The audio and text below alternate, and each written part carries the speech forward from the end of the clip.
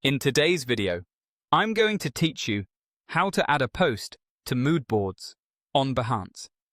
If you use Behance to discover creative work, Moodboards are a simple way to collect and organize the projects that inspire you. Think of them like visual folders you can revisit when you're planning a presentation, building a concept, or just saving ideas for later. Start by opening Behance.net in your web browser.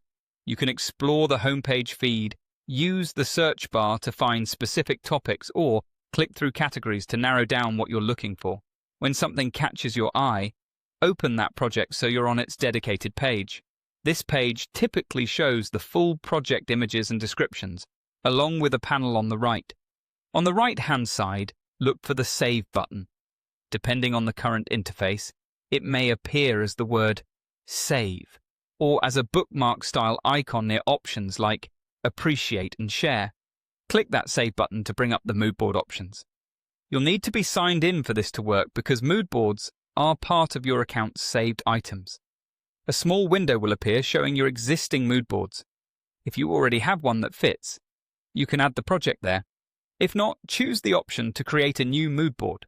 Give it a clear, memorable name so you'll recognize it later, especially if you plan to collect many different themes.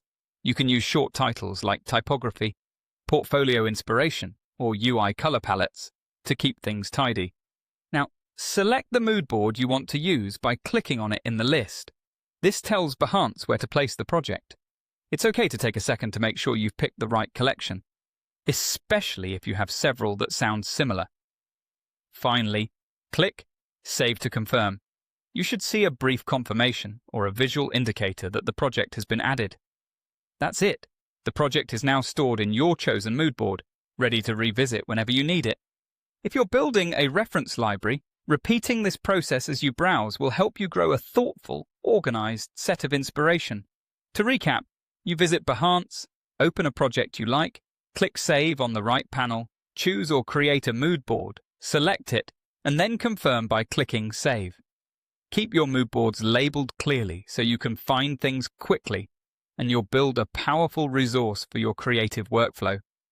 Thanks for watching, and happy curating on Behance.